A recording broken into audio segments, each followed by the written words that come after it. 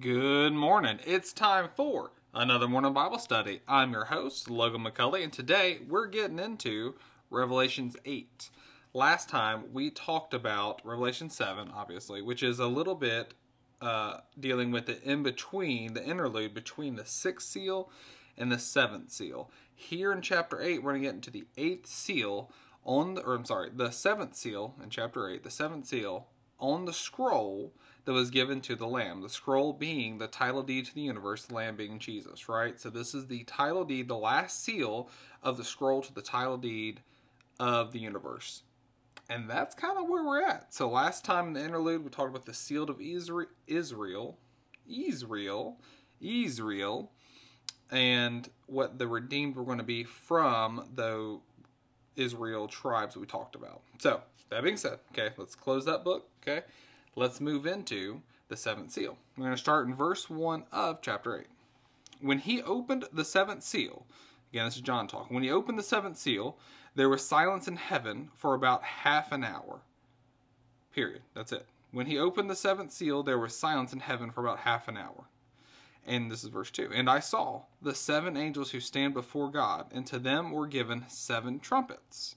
Then another angel, having a golden censer, came and stood at the altar. He was given much incense that he should offer it with the prayers of all the saints upon the golden altar which was before the throne. And the smoke of the incense with the prayers of the saints ascended before God from the angel's hand. Then the angel took the censer, filled it with fire from the altar, and threw it to the earth. And there were noises, thunderings, lightnings, and an earthquake. So the 7 angels who had the 7 trumpets prepared themselves to sound. All right, so let's pause there. That's verses 1 through 6. There's a lot going on there. The first verse was half an hour of silence in heaven. When he opened the 7th seal, there was silence in heaven for about half an hour. Let's dig into that. The 7th seal. First, talk about 7th seal. The seal includes not only an earthquake, but the 7 trumpet judgments and the 7 bowl judgments, with the bowl judgments flowing out of the 7th trumpet and coming in rapid succession just before Christ's return.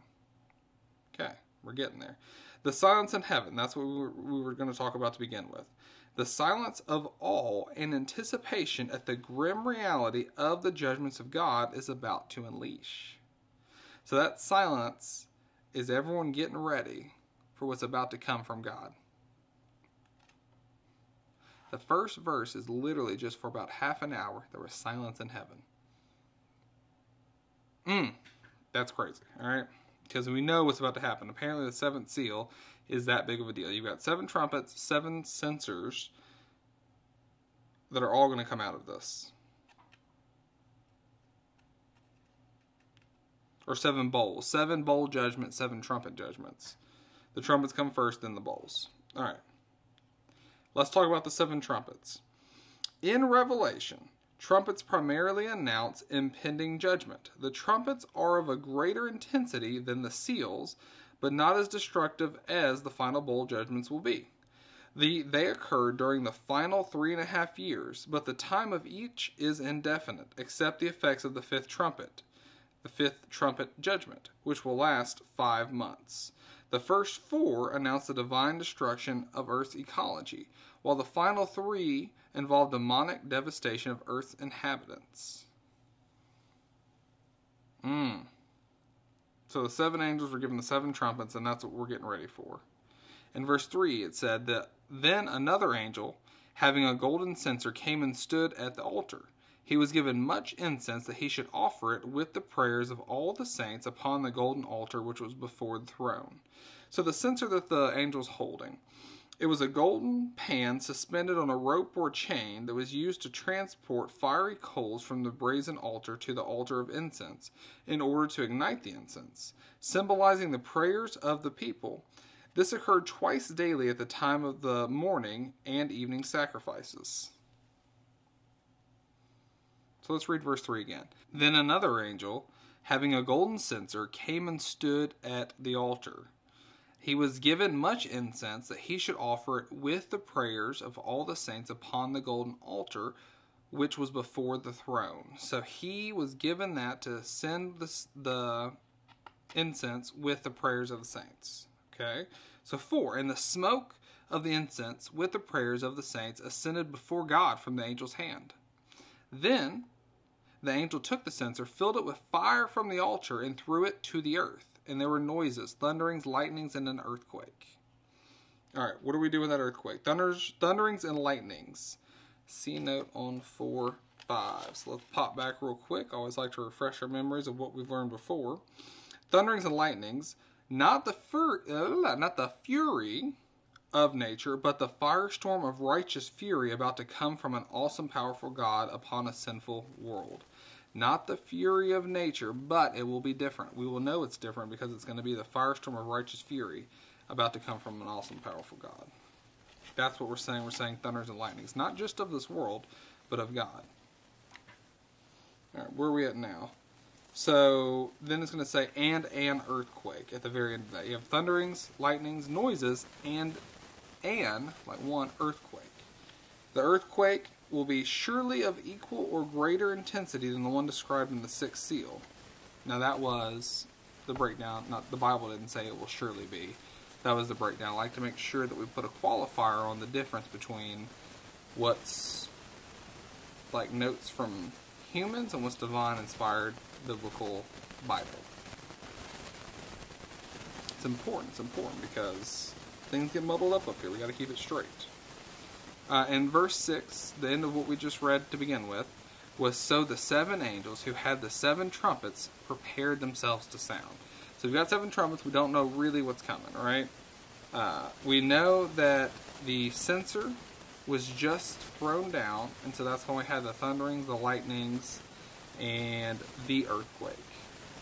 Now they're getting prepared to unleash the trumpets. What do the trumpets do? Let's talk about the first trumpet. Starting in verse 7. The first angel sounded, and hail and fire followed, mingled with blood, and they were thrown to the earth. And 1/3 of the trees were burned up, and all the green grass was burned up. And all the green grass was burned up. So the first trumpet is talking about the vegetation being struck. Let's break that down. Hail and fire followed, mingled with blood. This may describe volcanic eruptions that could certainly result from the earthquake in verse 5. The steam and water thrown into the sky by such eruptions could easily condense into hail and fall to earth along with the fiery lava. The dust and gases may also contaminate falling liquid that it appears blood red. And again, that was the breakdown. That was the reference Bible. I do like how he's like, well, this is how we as man can understand it. But the other flip side of that is, it's God. So God's going to do what God's going to do. We can try to rationalize it. We can try to understand it. But God. Like, how can you grasp the fact that Jesus came back to life? That Lazarus rose? Like, but God. There's something you can't rationalize. I do like how, though, they tried. And I appreciate that. Talking about 1/3 of the trees were burned. The lava storm will create a blazing fire that devastates 1/3 of the earth's forests. And all the green grass. Don't forget that. 1/3 of the trees and all the green grass. So like stuff's going to change and change quickly. So, okay, so that was only one verse. So one verse, and that's verse 7 in chapter 8 obviously, covers the first trumpet talking about the vegetation being struck. So that's the first trumpet. That's going to happen. So 1/3 of the trees, all the green grass, gone. Just like that.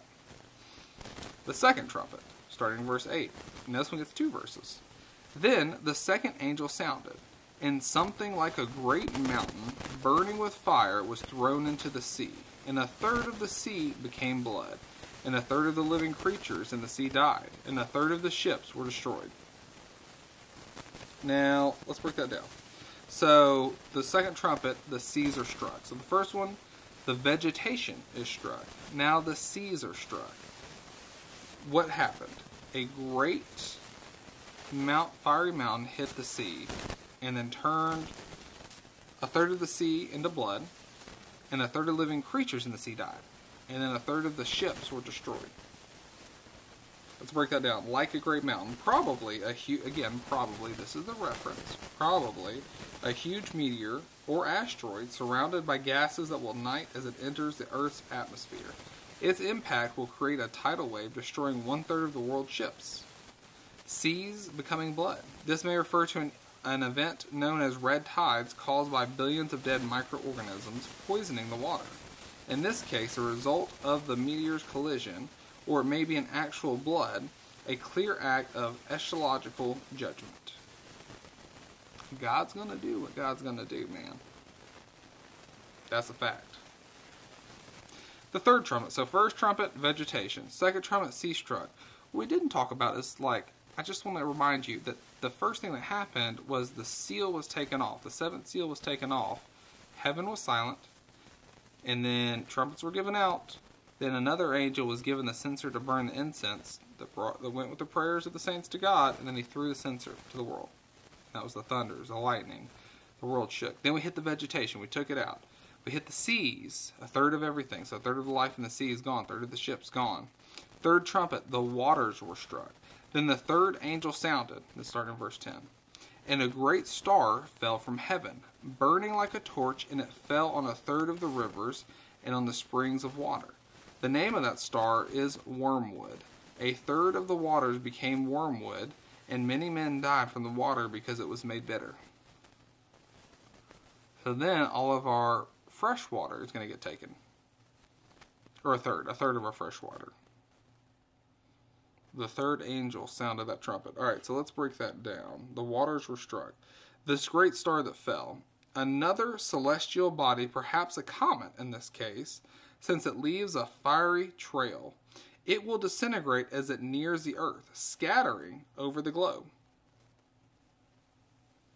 And it's going to take out 1/3 of the fresh water sources, turning it into wormwood. Wormwood, talking about that, is a bitter, poisonous substance derived from a root that causes drunkenness and eventually death.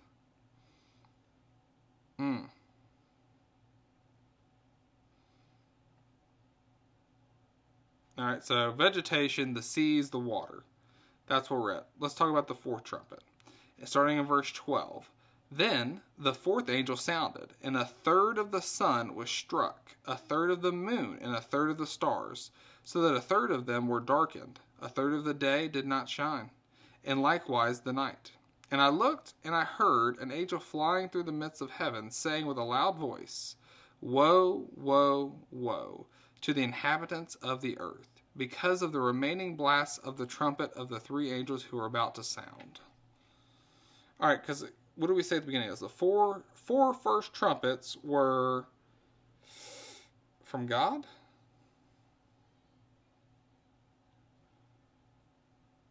The first 4 announce the divine destruction of Earth's ecology. The final 3 are talking about the demonic, where is it exactly? Devastation of Earth's inhabitants. So this angel is saying, woe, woe, woe. You don't know what's coming. Woe, woe, woe. You don't know what's coming. Let's talk about what happened, though, with the 4th trumpet. Let's talk about the sun, the moon, and the stars. 1/3 of the sun was struck. God will supernaturally reduce the intensity of the celestial bodies by 1/3. The loss of solar heat will cause a radical drop in temperature, producing severe changes in meteorological, botanical, and biological cycles. But this is temporary. Now that, again, was from the reference, okay? But all we know is that it's going to happen. I don't know how he knows that it's temporary. But I'm going to say, like, he comes with a lot of education, a lot of, like, other people backing him up. So maybe there's something to it. I just don't know where that is in the Bible. And it could have had to do with how this was written in the original language and how the verbiage was used. I don't know. I just know here in the New King James Version, it doesn't say it was temporary. It just says it happens. So that's what I can stick to biblically. It is going to happen. It's going to happen. It happens in the future. Woe, woe, woe. That's what the last breakdown is on. 1 for each remaining trumpet blast. Although the first 4 trumpets are unimaginable, they will be nothing like the 3 to come. That's it, man. That is Revelations 8. It's kind of short. Kind of short and quick. So next time then, we're going to get into the 5th and the 6th trumpet and what that involves and what that entails. Before we end though, let me pray for you, let me pray for me. Lord, be with us. Bless the words that we received. Make them stick to our heart, make them stick to our minds. Help us keep you at the forefront of everything we do. Bless us in all the ways that you know how. Bless us in ways that we can't even imagine. Thank you for everything that you've done for us. Thank you for Jesus. Thank you so much for having the Holy Spirit work in our lives. Lord, protect me and Jennifer. Grow that baby. Be there for Levi. In your name I pray. Amen. That's it. I hope this blesses you in some way, somehow. I know it will, actually. The Word of God always does something for you. Always. But that's it. That's Revelations 8. I will see you next time, and we're going to hop into the 5th and the 6th seals, or 6 trumpets, right? Yeah, the 5th and the 6th trumpets of the 7th seal. This has been the Morning Bible Study. I'm your host, Logan McCulley. I'm out.